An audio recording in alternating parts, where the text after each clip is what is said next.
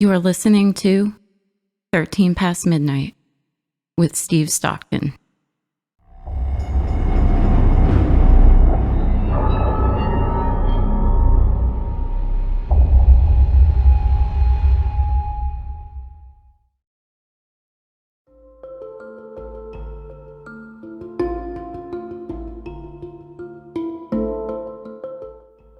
Out of all the battlefields I've personally visited, which includes Revolutionary War sites here in America, to the World War I battlegrounds in France, to those of the World War II Pacific Theater in Japan, to the killing fields in Cambodia and Vietnam, none of them seem to possess the sheer amount of paranormal activity of those from the Civil War era here in the United States, particularly in the South. There's an extra dark pall that hangs over these battlefields. Ask any paranormal researcher and they'll tell you of the supernatural energy in locations such as Gettysburg, Antietam, Shiloh, Chickamauga. These locations are rife with paranormal activity. Perhaps this extra dark energy comes from the sheer numbers lost during this internal war. A time when it truly was brother against brother, Americans killing Americans on American soil. But for whatever reason, the lonesome ghosts from a war that happened over 150 years ago still cry out from this dark and bloody ground. Now, many of you, particularly those from the North, probably have no idea that at the time there was a smaller Civil War within the Civil War in the South. Fact that's often overlooked nowadays, or simply lost to the mists of time, is that there were many Southerners who were against secession in 1861. They met the idea with a violent opposition, putting not only themselves but also their family members at risk to injury and even death. These pockets of Southern Unionists can be found throughout Appalachia, particularly in East Tennessee, Western North Carolina, and Virginia.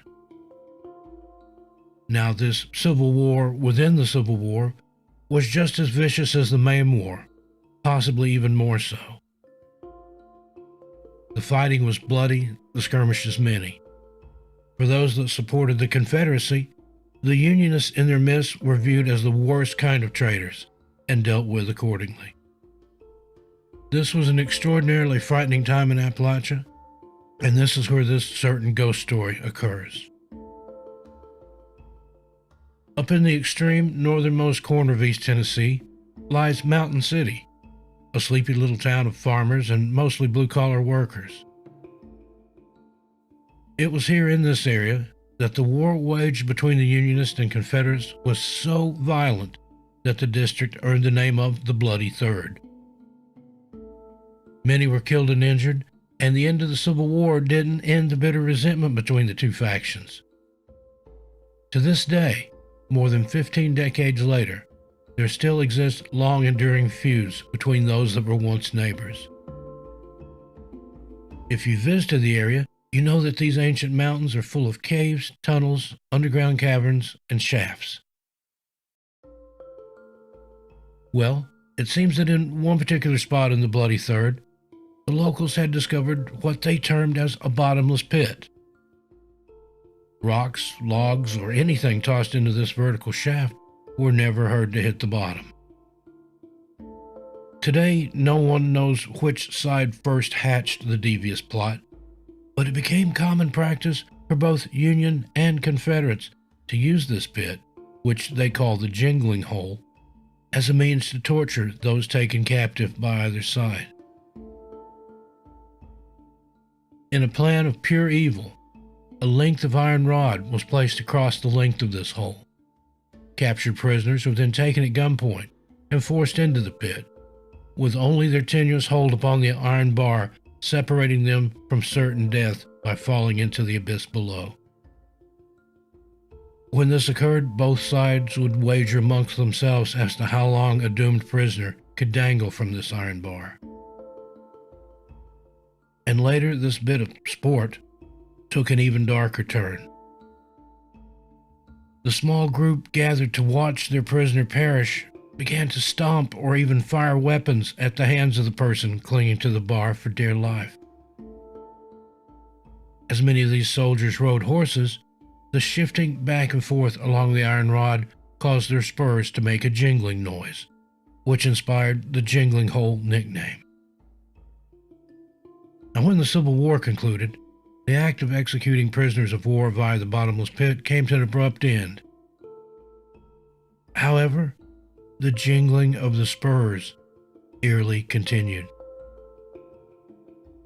Even decades after, those unfortunate enough to have to pass by the area of the hole at night reported hearing the sounds of the jingling spurs, as well as occasional low moans and guttural cries also emanating from the pit. Only the bravest of the brave dared to investigate, but the results were always the same. There was simply no rational explanation for the noises coming from the bottomless pit. Now, to this day, the Jingling Hole is still there in the woods near Mountain City, Tennessee. Some of the older locals could probably tell you exactly how to get there. However, save your breath if you think you can talk any of these inhabitants of the Bloody Third into going with you. They don't dare venture near the area after dark.